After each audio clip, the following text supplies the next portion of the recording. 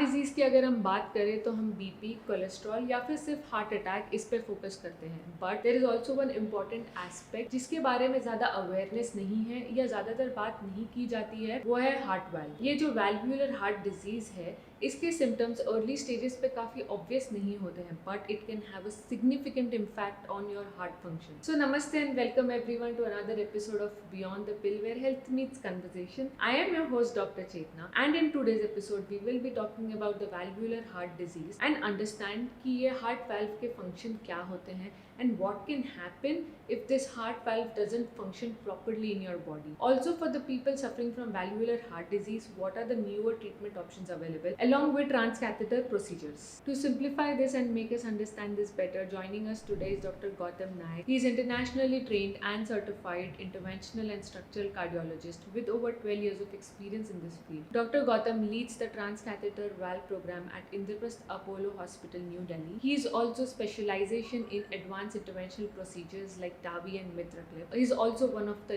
leading cardiologists in Delhi NCR. So let's give him a warm welcome and understand more about the valvular heart disease. So hello doctor. Hello, how are you? And it is, I feel so great today that you're with us on our show which is Beyond the Pill. Thank you very So much. tell me, how do you feel about it, and is this your first experience? If you have done this before as well? Uh, Thank you for having me first of all on this podcast. Yeah, so it is in a sense my first experience doing a podcast, but not my first experience in front of the camera. Okay, okay. So we have been spreading the word around Okay. for heart Okay. health awareness Okay. on various platforms, but yes, this is my first podcast platform. So, thank you. So, my name is Dr. Gautam Naik. I am a senior consultant interventional and structural cardiologist at Indraprasth Apollo Hospitals, New Delhi. I lead the structural heart intervention program at this hospital. My medical journey started out with my MBBS, which I completed my MD medicine. Okay. After doing my MD, I then went on to pursue my DM in cardiology from Amrita Institute of Medical Sciences, Cochin. After this, I was an interventional cardiology fellow there at the same institute for a couple of years. After which, I ventured out for further education to the UK. I had a 2 year stint with the Royal Free London Hospital, where I Superb. started off as a senior clinical fellow in cardiology. Then I was fortunate enough to be at Cambridge at the Royal Papworth Hospital, which is the Wow. largest heart transplant Yes. center in the UK. After this, I was there for 2 years training in coronary interventions, and I was an interventional cardiology fellow. I was selected to be one, and those are very privileged days. I cherish those memories. After which, I decided to specialize in structural heart interventions, and I did an advanced fellowship at Bart's Heart Center in St. Bartholomew's Hospital in central London. So, this hospital is incidentally the world's oldest functioning hospital, standing at 900 years of existence. It's the oldest hospital in the world still standing. Wow. It is also the largest cardiovascular center in all of Europe. We had 10 cath labs, we had 10 cardiac OTs. So it was a center of excellence, and I was privileged to be a structural intervention fellow for a year. After which I decided to come back to India, and for the past couple of years, I've been at Indraprasth Apollo Hospital. So after listening to all this, I feel like it's such a privilege to share this screen with you today and to sit here with you It's and my do pleasure this to be here. Thanks for having podcast me. as well. So let's just understand first what is exactly a cardiologist, then an interventional cardiologist, and a cardiac surgeon, because I believe most of our population doesn't even know कि इसमें differentiate कैसे करते जी. हैं. उनको सिर्फ इतना पता है कि कुछ हार्ट की बीमारी हो गई है, हार्ट के डॉक्टर के पास जाना है. That is all they know. Yes. That's a very important and pertinent question. देखिए, ऐसा है कि बहुत सारे हमारे जो श्रोतागण हैं और जो ये पॉडकास्ट देख या सुन रहे होंगे, उन्हें ये अमूमन सवाल आता है कि हार्ट डिजीज़ होता क्या है, कार्डियोलॉजिस्ट कौन है, कार्डियक सर्जन कौन है। देखिए, जनरली आप जब स्पेशलाइज करते हैं या सब स्पेशलाइज करते हैं तो दो मेजर स्ट्रीम्स होती हैं। एक होता है मेडिसिन या फिजिशियन, और दूसरा होता है सर्जन। तो फिजिशियन की जब आप पढ़ाई करते हैं तो जनरली एमबीबीएस के बाद आप अपना एमडी इंटरनल मेडिसिन कंप्लीट करके आप फिजिशियन बनते हैं। उसके बाद सब स्पेशलाइजेशंस एमडी के बाद होती हैं। चाहे आप हार्ट डिसऑर्डर्स को डील करें तो कार्डियोलॉजिस्ट, ब्रेन या न्यूरोलॉजिस्ट, जीआई डिसऑर्डर्स तो गैस्ट्रोएंट्रोलॉजिस्ट, ओके। किडनी तो नेफ्रोलॉजिस्ट। तो ये फिजिशियन सब स्पेशलिटीज़ होती हैं, जिसके बाद आप फर्दर सब स्पेशलाइजेशन कर सकते हैं, जिस पे मैं आऊँगा। एमबीबीएस के बाद जब आप एमएस जनरल सर्जरी करते हैं तो सिमिलरली उनमें भी सर्जिकल सब स्पेशलिटीज़ होती हैं, जैसे cardiothoracic surgery, neuro surgery, GI surgery and so on and so okay. Fourth, okay. Neuro surgery. तो ये सारी ब्रॉड सब स्पेशलिटीज़ होती है, जिसके बाद में आप इंडिविजुअल ऑर्गन सिस्टम के अंडर स्पेशलाइज करते हैं। सर्जरी कर सकते हैं। अब ये हो गया जिस्ट कार्डियोलॉजिस्ट का कि आपने एमबीबीएस कर लिया, एमडी कर लिया, डीएम कार्डियोलॉजी करके आप इंडिया में सब स्पेशलाइज हो सकते हैं। Then you deal on an OPD basis because you are primarily a physician, तो पेशेंट को जनरली कार्डियोलॉजिस्ट ही पहले देखते हैं। इसके अंदर बहुत सारी सब स्पेशलाइजेशंस होती हैं। जनरल कार्डियोलॉजिस्ट पेशेंट को मेडिकेशंस दे के वहाँ सीमित रहते हैं, वो डायग्नोज करते हैं। नॉन इन्वेजिवली जो मेथड्स होते हैं वो यूज़ करके वो ट्रीटमेंट करते वो हैं। सर्जरी नहीं करते हैं। वो सर्जरी नहीं करते, पर Okay. उसमें एक कैवियट है जिसके ऊपर मैं आऊँगा। आप आगे जाके इंटरवेंशनल कार्डियोलॉजी या electrophysiology, heart failure, cardiac imaging में सब स्पेशलाइज कर सकते हैं। Interventional cardiology specifically catheter based procedures करते हैं, ओके। क्योंकि हार्ट अपने आप में एक बहुत स्पेशलाइज्ड पंप है। या है बहुत स्पेशलाइज, लेकिन एक पंप है जिसको अपने आप में उसके बहुत सारे पार्ट्स होते हैं, पुर्जे होते हैं। हार्ट की मसल के हार्ट एक मसल है जो पंप करता है, लेकिन पंपिंग के लिए उसको इलेक्ट्रिकल सिग्नल भी चाहिए, नरिशमेंट भी चाहिए, खून भी चाहिए, और ये सारी चीज़ें जब सिंक में होती है तब हार्ट नॉर्मली काम करता है, फंक्शन करता है। एग्जैक्टली। तो हर पार्ट के लिए आजकल ट्रीटमेंट आई हुई है। और ये दोनों इंटरवेंशनल कार्डियोलॉजिस्ट और surgeons and obviously electrophysiologist have their role in dealing with electrical disorders of the heart. तो Okay. इनमें से कोई भी प्रॉब्लम हो तो ये एक आइसोलेटेड फिनोमिनन नहीं है। माने इलेक्ट्रिकल प्रॉब्लम्स हार्ट की पंपिंग वीक कर सकते हैं, हार्ट पंप में कोई प्रॉब्लम हुआ तो उसको इलेक्ट्रिकल प्रॉब्लम्स भी हो सकते हैं उस मरीज को। वाइस वर्सा, अगर हार्ट की ब्लड सप्लाई कम हो गई तो हार्ट का पंपिंग वीक होता है।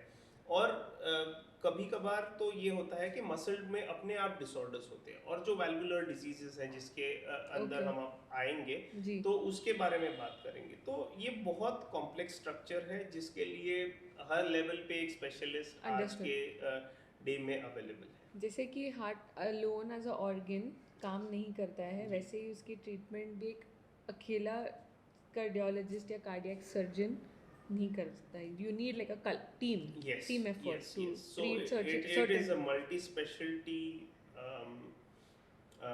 approach which always tends to work.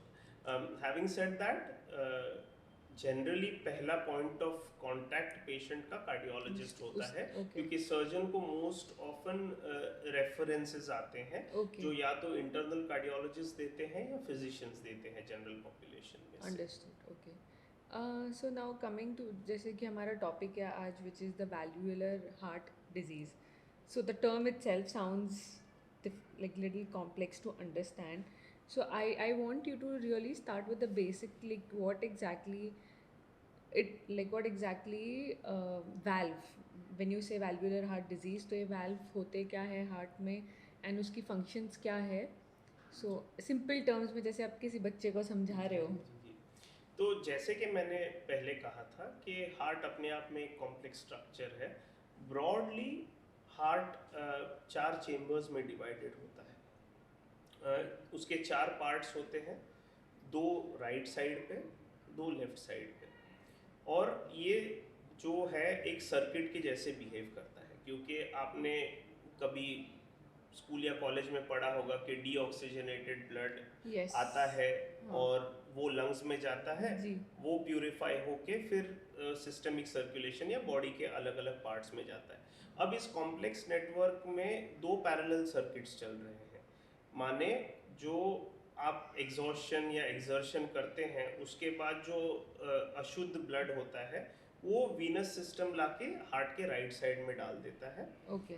और वहाँ का जो पंप है वो ऑक्सीजन लंग्स में भेज दे, मतलब ब्लड को लंग्स में भेज देता है, जो ऑक्सीजनेट होके फिर से लेफ्ट साइड में आता है और वो पैरेलल सर्किट फिर शुद्ध ब्लड को बाकी बॉडी में ट्रांसमिट कर देता है।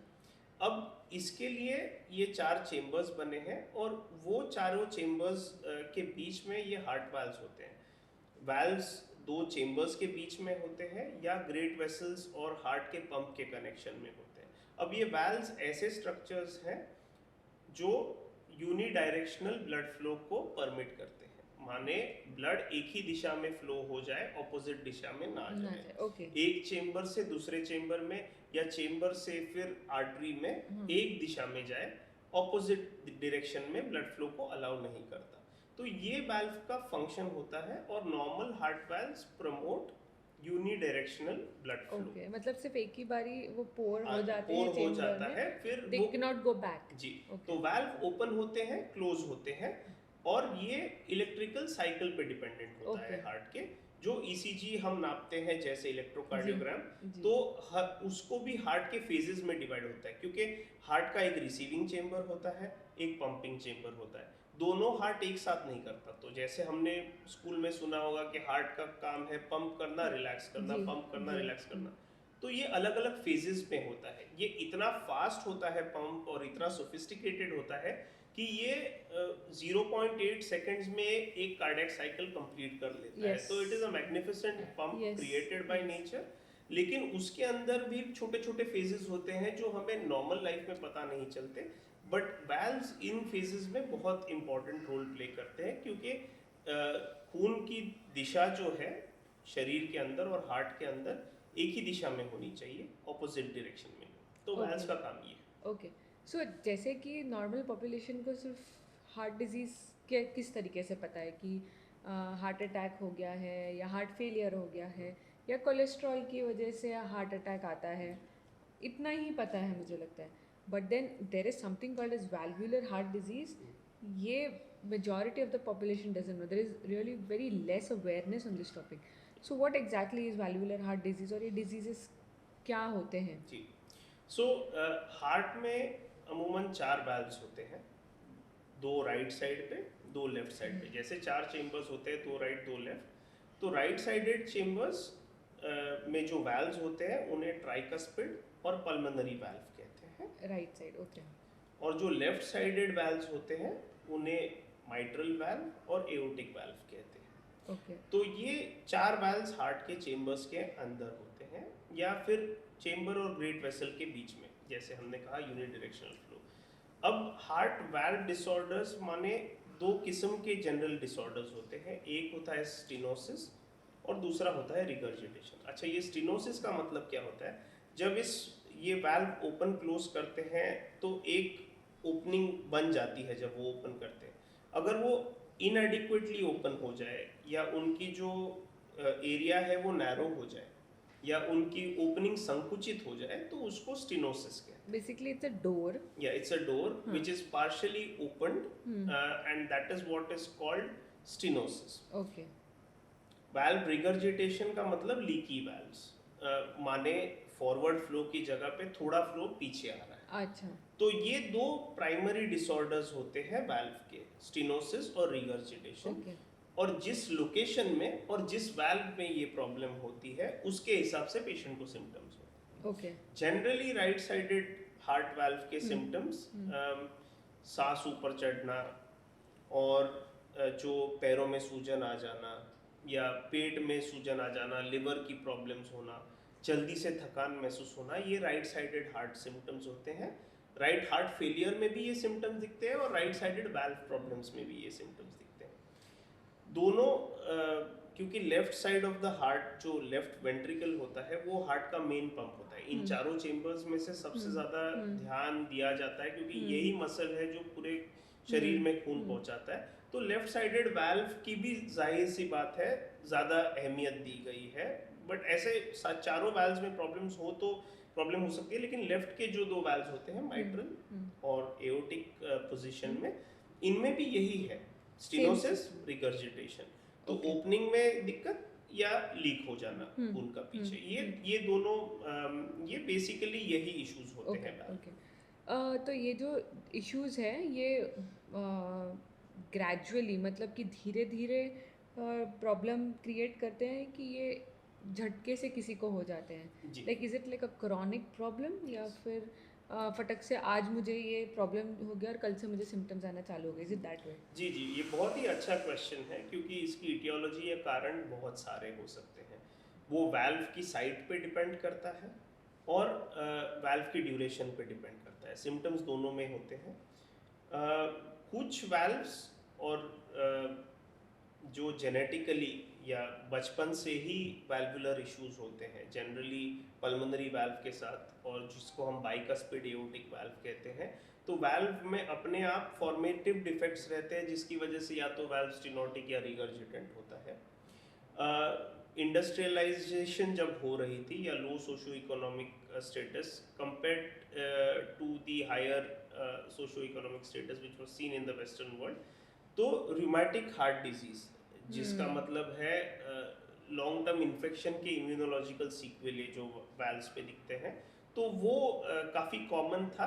अब जब जैसे एंटीबायोटिक्स का इजाद हुआ तो उसकी ट्रीटमेंट बहुत जल्दी होने लग गई। तो हालांकि उस समय पे वो ट्रीट हो गया, वाल्व इन्फेक्शन जो था ट्रीट हो गया, लेकिन उसके जो इफेक्ट्स है वो 15-20 साल बाद वाल्व्स पे दिखते हैं, बोथ स्टेनोसिस एंड रिगर्जिटेशन। तो वो रूमेटिक इटियोलॉजी हो गई। तो एक हो गया कंजेनाइटल, दूसरा हो गया रूमेटिक, तीसरा हो गया एल्डरली डीजेनरेटिव।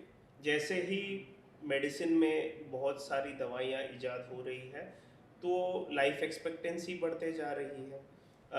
इंडिया में अराउंड 1947 जो लाइफ एक्सपेक्टेंसी थी वो 30s में होती थी, अब हमारी life expectancy near 72 years of age है। तो वेस्टर्न पॉपुलेशन में इवन ज़्यादा है। तो there are some valve manifestations, जैसे ही बॉडी एज होती है कुछ प्रोसेसेस हार्ट के स्लो हो जाते हैं। इलेक्ट्रिकल वाल्व क्योंकि कंटिन्यूसली हर हार्ट बीट के साथ में खून एक दूसरे डायरेक्शन में भेज रहा है, they also become stenosed or regurgitant as a consequence of degeneration। तो इनको degenerative valve diseases कहते हैं। तो broadly ये होते हैं, और बाकी obviously less common होते हैं immunological causes और intercurrent infections। तो अगर broad category में डाला जाए, congenital, rheumatic, degenerative and other causes। So I didn't know that heart में कुछ issue infection के वजह से भी हो सकता है। So that is like a new information for me as well. But then when you see such patients coming with valvular heart disease, वो कौन से एज ग्रुप में ज़्यादा दिखता है या फिर कौन सा ऐसा पॉपुलेशन है कि जिनमें ये वाला प्रॉब्लम सबसे ज़्यादा प्रोमिनेंट है? जी। And what do you think इसका इंडिया में कितना ज़्यादा कॉमन है ये इशू? जी। सो जैसे मैंने कहा इटियोलॉजीज अलग अलग हैं, तो एक एज ग्रुप में एक इटियोलॉजी ज़्यादा प्रोमिनेंट होगी। क्यों? जैसे अगर हम कहते हैं 20 to 40 की एज ग्रुप है, तो उसमें रूमेटिक या जो प्रायर इन्फेक्शन जो बचपन में हुई रहेगी 10-15 साल की उम्र में, वो 35-40 पे मैनिफेस्ट होके दिखता है। सो 20 to 40 में rheumatic aetiology takes over. Congenital because deformed valve है, वाल्व की फंक्शनिंग में ही बचपन से ही प्रॉब्लम है, तो उसके इफेक्ट्स हो सकता है 40s में दिखे, या कभी कभार अगर बहुत ज़्यादा डिफॉर्मिटी है तो अर्ली 20s में भी दिख सकता है। Understood, okay. और जो वेयर एंड टेयर वाली सिचुएशन है, जैसे हमारे नी जॉइंट्स वेयर एंड टेयर हो जाते हैं भागने दौड़ने की वजह से, या लिगामेंट्स लैक्स हो जाती है during a course of time, this is wear and tear, तो वो एल्डरली एज ग्रुप में, तो उस समय पे हमें डिजेनरेटिव ज़्यादा देखने को मिलते हैं। अंडरस्टूड। और कुछ रेयर कॉजेज होते हैं, जैसे आईवी ड्रग अब्यूजर्स में ट्राइकस्पिड वाल्व की इन्फेक्शन की वजह से, या tricuspid valve endocarditis, there are some rare disorders जिसको कार्सिनोइड सिंड्रोम कहते हैं, जो डायरेक्टली या इनडायरेक्टली वाल्व को अफेक्ट कर सकते हैं। कुछ एक्सटर्नल कॉजेज होते हैं जैसे लंग डिसऑर्डर्स क्रॉनिकली वाल्व के ऊपर इफेक्ट डाल सकते Okay, हैं, okay. But these are all secondary causes. तो Okay. Primary and secondary, primary में जो हमने डिस्कस किए जी वाल्व वही होते हैं। डिसऑर्डर्स। सो सेकेंडरी कॉज देखा जाए तो even lifestyle could be a big role to play in it, yes like smoking और अल्कोहल कंजम्पशन। जी, तो इस पे स्टडीज चल रहा है। दो valvular heart disease is not something which is currently considered preventable. जिसको हम प्रिवेंटेबल रेल में कहते हैं या जिसको अमूमन सीवियर फॉर्म को हार्ट अटैक कहते हैं, उसको एथेरोस्क्लेरोटिक कार्डियोवास्कुलर डिजीज करके कहते हैं, जिसका मतलब है कि नलियों में या हार्ट के वैस्कुलर सिस्टम में या बॉडी के किसी भी वैस्कुलर सिस्टम में फैट या कोलेस्ट्रॉल का डिपॉजिट तो हो वाल्व्स जाना। में नहीं होता तो deposit? वो होता है but it is not preventable. If fat नहीं डिपॉजिट होता है, एक एओर्टिक वाल्व में कुछ स्टडीज चल रही हैं जिससे बताया गया है, but these are in research phases. So broadly speaking, valvular heart disease are not preventable diseases. What is preventable is atherosclerotic cardiovascular Understood. disease. So, how do one come to know that I might be suffering with some valvular disease? Like, what are the prominent symptoms, and then how do the diagnosis Ji. happens for this? Like, what is the treatment diagnosis options Yes. available? So that's a very good question. Unfortunately, there are the symptoms of heart disease are very similar.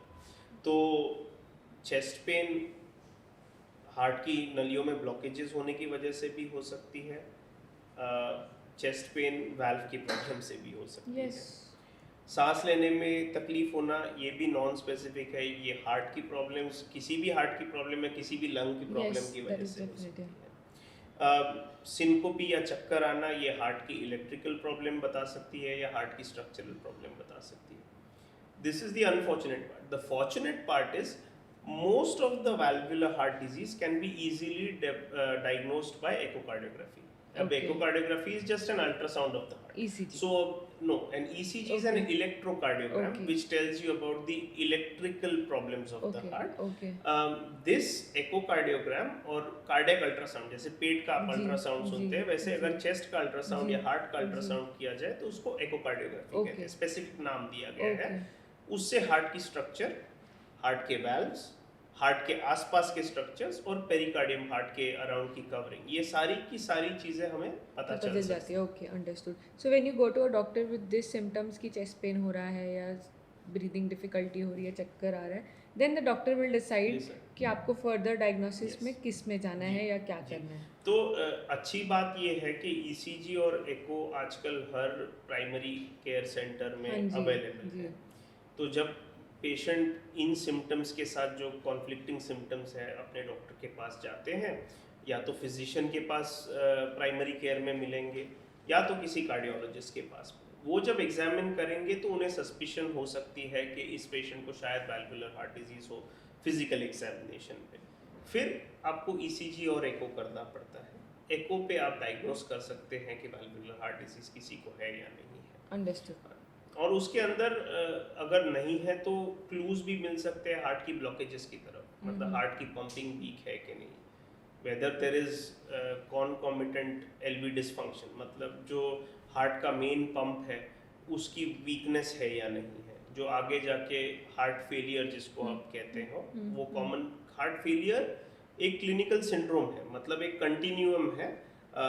Heart failure is a diagnosis which is an evolving diagnosis, लेकिन heart की pump का weakness उसको LV dysfunction कहते हैं। Okay. या तो once the patient comes to know, the doctor comes to know कि there could be some valve dysfunctioning, then how does the treatment go ahead? Like how do you decide कि इसको surgery लगेगी, surgery से हो जाएगा या medication?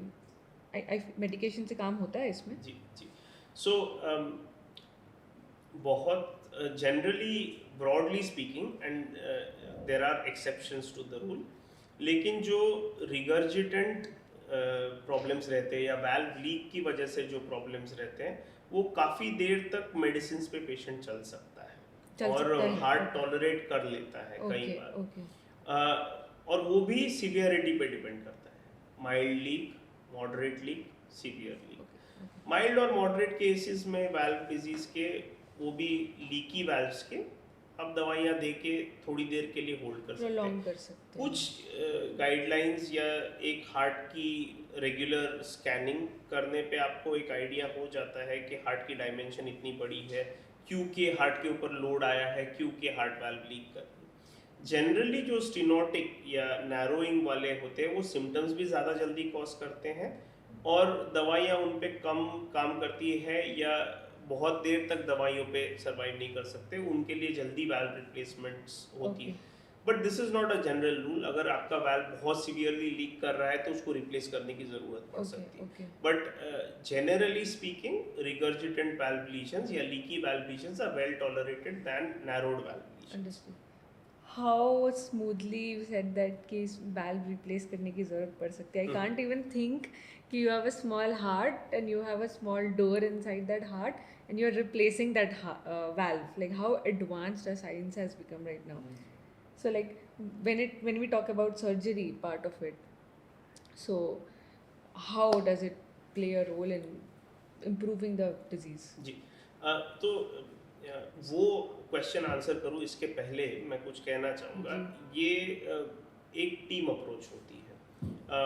Generally अगर cardiologist, cardiac surgeon, imaging cardiologist, imaging radiologist, heart failure doctors, तो heart valve problems manage करना कई बार कॉम्प्लेक्स हो जाता है और बहुत सारे सब स्पेशलिटी डिसिप्लिन्स एक साथ आके ये कर सकते हैं। हमने पिछले एक साल में एक टीम फॉर्म की है इंद्रप्रस्थ अपोलो हॉस्पिटल्स में, जो सारे कॉम्प्लेक्स पेशेंट्स या रेफरल पेशेंट्स को इस तरह डिस्कस करते हैं। So ideal treatment is a team treatment for the patient, क्योंकि at the end of the day patient outcomes do tend to matter. तो ये आपका first part of the question. Valvular heart disease के treatment options, medicine, या फिर कई बार valve disease severe नहीं है तो इंटरवल एको, मतलब 3 या 6 महीने में आप एको रिपीट करके देख लें, या तो फिर ट्रांसकैथेटर ऑप्शंस कि catheter keyhole based procedures, catheter based procedure से आप वाल्व रिप्लेस कर सकते हैं या रिपेयर कर सकते हैं। और सिमिलरली सर्जरी में भी ओपन हार्ट सर्जरी से आप हार्ट वाल्व रिप्लेस भी कर सकते हैं और रिपेयर भी कर सकते हैं। तो ये सारे ट्रीटमेंट ऑप्शंस होते हैं वैल्वुलर हार्ट डिजीज के लिए, depending on the specific valve, depending on the severity of the specific valve, the team decides the treatment. I feel that even I only know कि अगर हार्ट में कुछ इशू है तो ओपन हार्ट सर्जरी यही एक ऑप्शन है जिसमें हम हार्ट को ट्रीट कर सकते हैं। But then something I got to know from you today which is transcatheter technique, which is a minimal invasive technique. So can you also tell us कि ये क्या है and why is it called as minimally invasive technique? So होता क्या था कि जब आप 30-40 साल पहले की बात करें या 30 साल पहले की बात करें, ओपन हार्ट सर्जरी इकलौता ऑप्शन होता था इन पेशेंट्स को ट्रीट करने के लिए। पर जैसे जैसे एज भी बढ़ रही थी तो कुछ ना कुछ मिनिमली इन्वेसिव इजाद करने की ज़रूरत थी। 2002 में दुनिया का पहला ट्रांसकैथेटर हार्ट वाल्व लगा था। प्रोफेसर एलन क्रिपियर ने एओर्टिक पोजीशन में एक ट्रांसकैथेटर हार्ट वाल्व डाला। He is no more, he passed away last years, but he was the pioneer in France to start this revolution. उसके बाद में इनोवेटिव टेक्निक्स इतनी आई क्योंकि कई बार उस ज़माने में और जो साइंस एविडेंस बेस्ड बन रहा था, पहले ये सिर्फ इनऑपरेबल पेशेंट्स के लिए होता था, जिनको जो बहुत हाई रिस्क है सर्जरी के लिए, या उनको किसी और ऑर्गन सिस्टम में डिजीज है जिसकी वजह से सर्जरी अपने आप में हाई रिस्क बन जाए, लिवर प्रॉब्लम्स, किडनी प्रॉब्लम्स, या जो ज़्यादा देर तक चल नहीं पाते या बेड रिडन रहते या हार्ट फेलियर हॉस्पिटलाइजेशंस के लिए आते हैं। तो पहले ये इनऑपरेबल पेशेंट्स के लिए होता था। धीरे धीरे जैसे इनके ऊपर और स्टडीज़ हुई तो ये हाई रिस्क कैटेगरी में आ गया। तो हाई रिस्क स्टडीज़ भी अच्छा दिखाने लग गई कि ट्रांसकैथेटर ऑप्शंस या keyhole based options are as good as surgery. Then it came to medium risk population. तो उसमें भी। और अब जो है हम उस स्टेज पे पहुंचे हैं 20 साल के अंदर या 22 साल के अंदर, जहाँ पे लो रिस्क पेशेंट भी आपके पास में आता है और सर्टन एज ग्रुप के आगे आता है, तो आप उसको transcatheter option as an equal option दे सकते हैं सर्जरी के केस में। तो science from the inoperable to high risk to medium risk to now low risk patients who are just moving around beyond a certain age group can avail of the heart valve treatments which are transcatheter. Transcatheter का क्या मतलब है? एक valve जो balloon के इर्द गिर्द एक छोटा सा बलून होता है जो पैर की एक छोटी सी नस में से हार्ट तक ले जाया जाता है, और वहाँ पे बलून जैसे हम गुब्बारा इन्फ्लेट करते हैं उसी तरह वो वाल्व उस जगह पे इन्फ्लेट होके इमीडिएटली काम करना चालू कर देता है। ये जो ट्रांसकैथेटर वाल्व्स है ये बायोप्रोस्थेटिक होते हैं, माने कि जो उनका टिश्यू होता है वो एनिमल की जो पेरिकार्डियम या हार्ट की कवरिंग होती है उसको इंजीनियर करके बनाया जाता है। तो जैसे पहले स्टेंट्स की बातें करते थे कि हार्ट अटैक के बाद आप स्टेंट डालते हैं, आज साइंस यहाँ पहुँच गई है कि एक अवेक पेशेंट में आप किसी का हार्ट वाल्व रिप्लेस कर सकते हैं, और बहुत काबिलियत के साथ में और बहुत आसानी से रिप्लेस कर सकते हैं। और ये वाल्व्स भी उन्हीं मटेरियल से बने रहते हैं जैसे पहले सर्जिकल वाल्व्स बनते थे, और हमारे पास अब डेटा इतना रोबस्ट है कि ये ट्रीटमेंट ऑप्शन आप पेशेंट को ऑफर कर सकते हैं। नाइस। सो जैसे कि ओपन हार्ट सर्जरी में I feel that quality of life इतनी नॉर्मल नहीं होती है जैसे कि पहले बिफोर सर्जरी होती थी।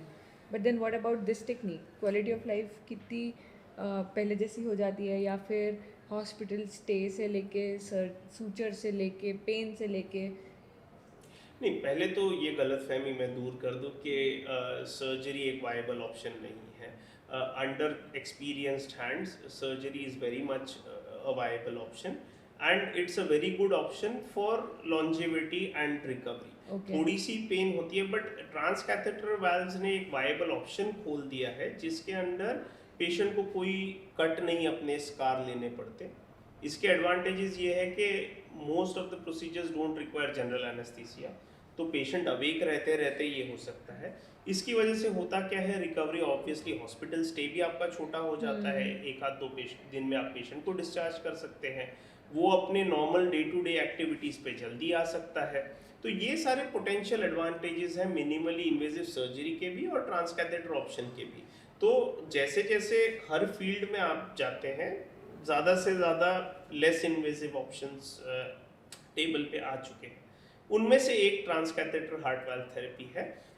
But surgery is equally important and it can be offered to the patients.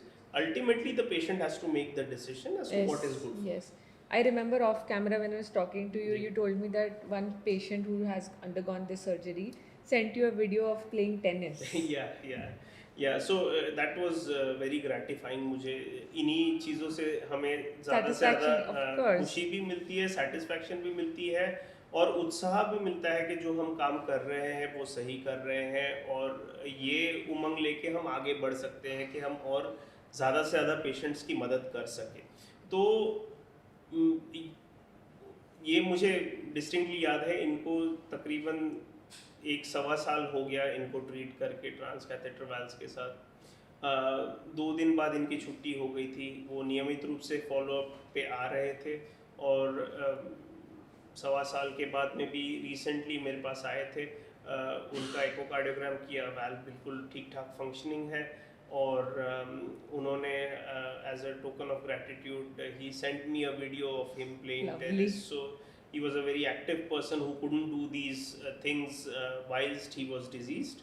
तो जब इनका वाल्व रिप्लेस हुआ तो ये सारी की सारी ग्रेजुअल एक्सरसाइजेज इनकी वापस आई और ये कर सकते हैं. सो ये क्लिनिकल आउटकम सबसे ज़्यादा ज़रूरी है, चाहे आप ट्रांस कैथेटर करें, सर्जिकल करें या मेडिसिन करें.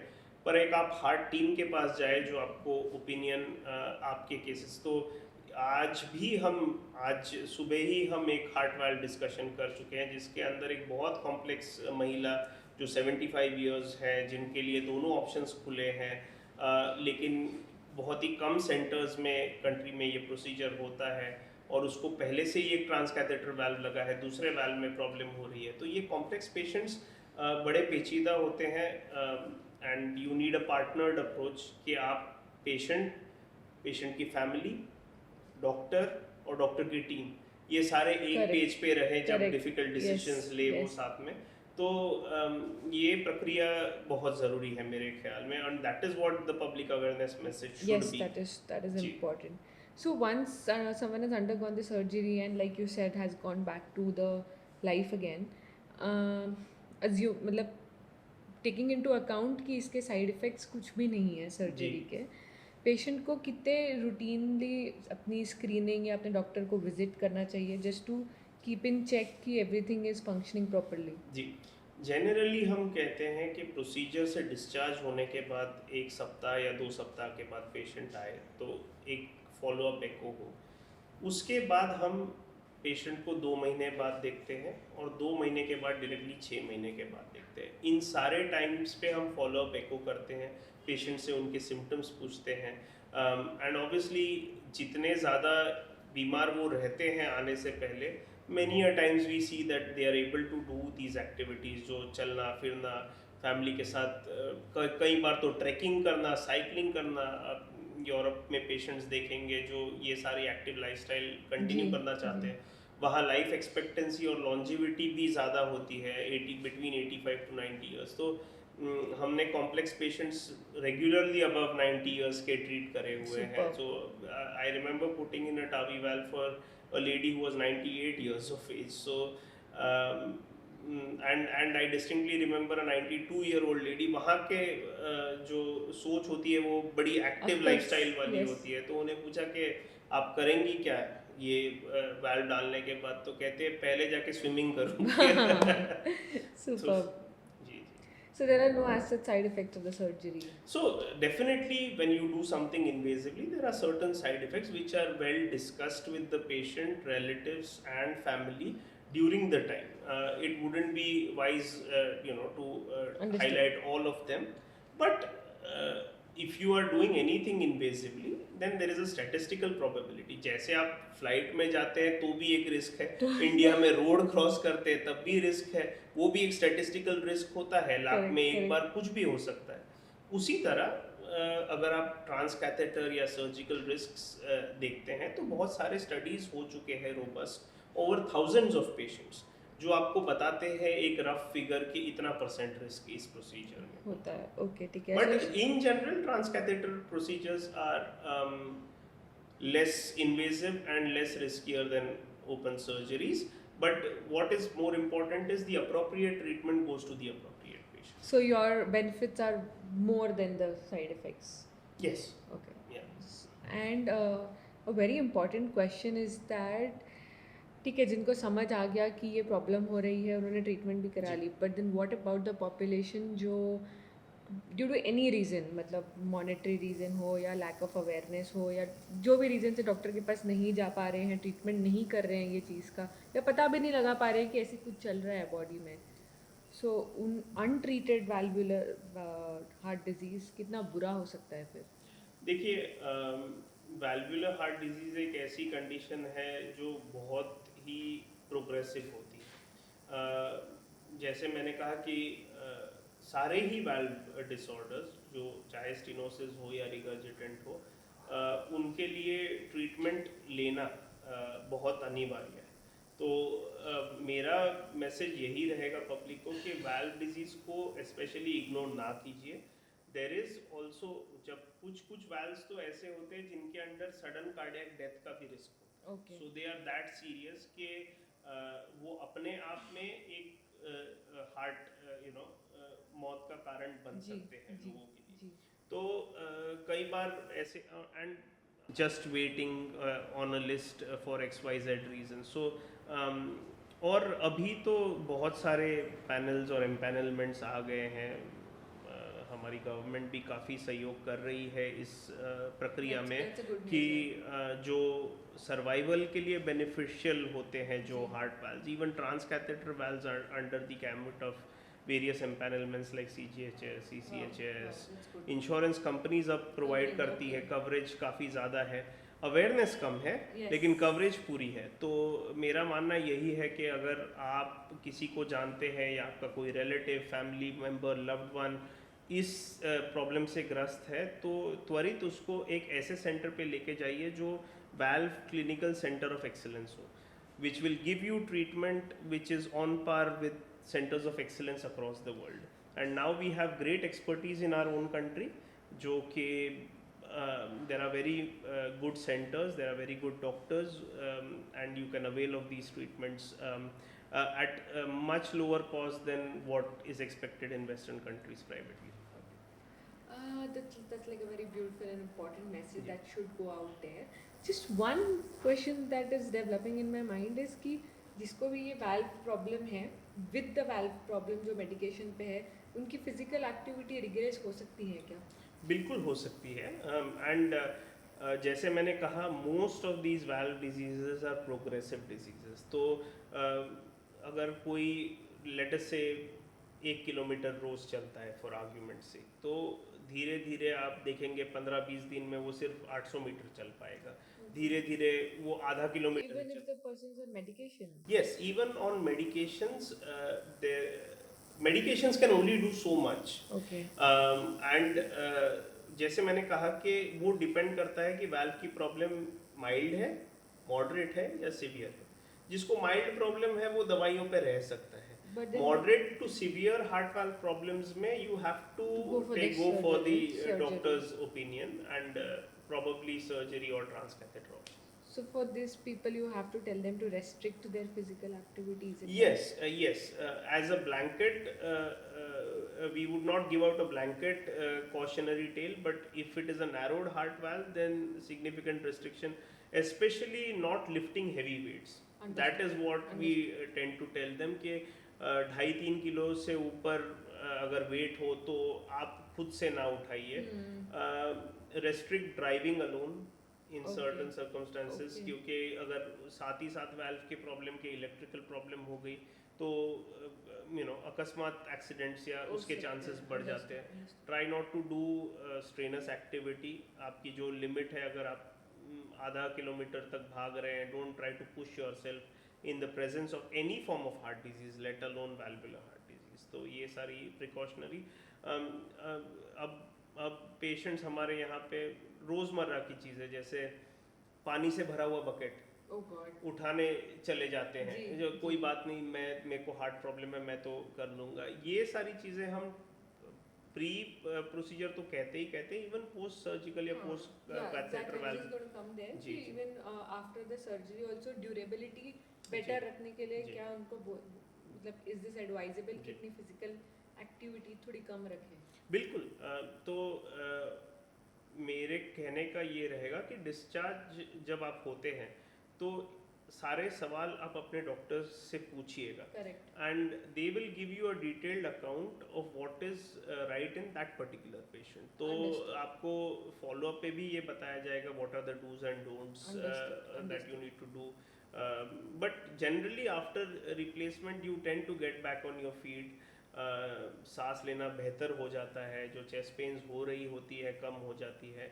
सिंकोपी, बेहोशी कई बार वाल्वुलर हार्ट डिजीज का सिम्टम हो सकता है, उसमें तो सिग्निफिकेंट इम्प्रूवमेंट होती है, और जो ऑब्वियसली जो सडन कार्डियक डेथ का रिस्क एसोसिएटेड रहता है वो एलिमिनेट हो जाता है ऐसे। So thank you so much for providing all the information that you put on this topic, and thank you for very patiently answering all my questions and all the doubts as well. No, thank you for the pertinent questions. आपने बहुत ही अच्छे सवाल और बहुत अच्छे अंदाज में इसको प्रेजेंट किया। तो I would like to thank you for having me on this podcast, and I would like to, as a parting message to the general population, I would like to say that valvular heart disease is a killer. It is latent, it is unrecognized for many years. If anyone knows of any person who has or has had valvular heart disease, then contact your doctor or your cardiologist at the earliest, get an echo, and then follow the doctor's plans to the hilt. So that would be my message to the public. Thank you so much for all your valuable insights on the topic. Thanks a lot. Thank you very much. It was pleasure sharing this. The pleasure is all mine. Thank you very much. तो आज के episode से हमने ये जाना कि वैल्वुलर heart disease काफ़ी complex term है, लेकिन with correct treatment and timely diagnosis, the patient can live completely healthy life. So if you find our videos informative, don't forget to subscribe to our channel and follow us on Instagram at Mankind Specialities for more such valuable health discussions on various health topics. Until then, stay informed, stay healthy.